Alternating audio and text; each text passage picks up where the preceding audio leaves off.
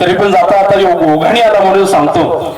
सासरवाडी गेल्याच्या नंतर सासरवाडीला काय जावयाचा मान असतो सर्वांना माहिती आहे का नाही. नाकाचा मोती ठेवी गाण राखी वारकऱ्याचा मान जावयाचा मान. वारकऱ्याचा नाही महाराज, वारकऱ्या गेल्या की पिठलं भाकरीच असतं. आमच्या इकडे त्याला करवती बेत म्हणतात. करवती आहे का नाही. पिठलं भाकर म्हणजे करवती बेत कसा म्हणजे लाकूड कसं कापतो आपण सरळ आहे का नाही. इकडे तिकडे नाही तसं पिठलं भाकरी बेत म्हणजे वारकऱ्याचा कसं भाकरी आणि पिठलं सरळ तोंडात सरळच म्हणजे श्री बालाजीचा स्वयंपाक नाही. पिठलं भाकरी श्री बालाजी म्हणजे मग उजवीकडे डावीकडे इकडे तिकडे जावं लागतं. पिठलं भाकरी म्हणजे सरळच ना असं घ्यायचं उचलायचं खायचं. तसं जावयाचं तसं नसतं. जावई गेल्याच्या नंतर अचानक आल्याच्या नंतर सासूबाईला वाटलं आता करावं काय.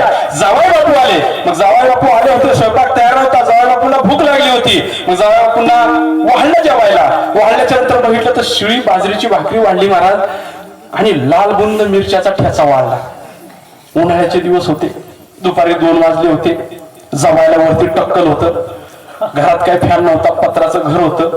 पत्र तापलेले, सूर्यनारायण तापलेला, त्याच्या खाली पत्र तापलेले, त्याच्या खाली त्या टकलावरती ऊन पडलेलं, ते टक्कल तापलेलं महाराज आणि त्यातल्या त्यात बाजरीची भाकरी चटणी. महाराज त्यांनी पहिला घास खाल्ल्याबरोबर सगळ्या काना डोळ्यातून नाकातून अशा वाफच निघाल्या महाराज. त्याच्या एकदम घाबरला तो. इतकं तिखट होतं ते.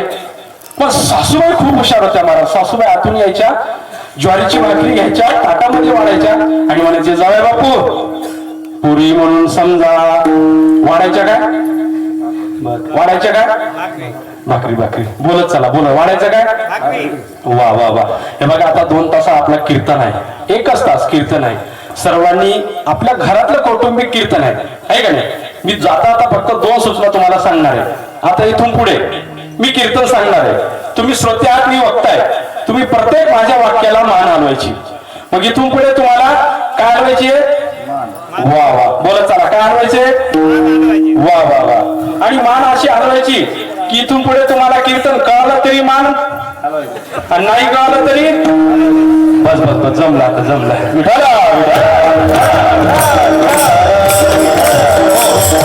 जवळ बापू आणि बसल्याच्या नंतर जवळ बापूंना वाटायचं बाजरीची भाकर वाढते मामी. सासूबाई बाजरीची भाकर वाढते मला आणि खुशाल म्हणते पुरी समजून खा. पहिलाच 90 वर टेम्परेचर चढलेलं होतं, ते 100 वर गेलं.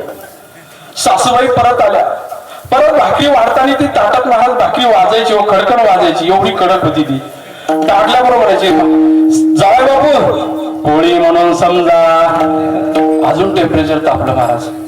मिरच्याचा गोळा आणला, मिरची टाकली. जावई बापू श्रीखंड म्हणून समजा. जावई बापू काही जागावर राहिला नाही महाराज. माझ्यासारखा काय तो गंभीर नव्हता, शांत नव्हता. त्यांनी महाराज अशी गुंडी काढली बाईची. अशी बाई पाठीमाग घेतली. आता येऊ द्या म्हणल्या सासूबाई. सासूबाई आल्या. बाजरीची भाकर वाढल्याबरोबर याने विचारच नाही केला महाराज. एक मागचा पुढचा एक कानाखाली सासूबाईच्या मारून दिली.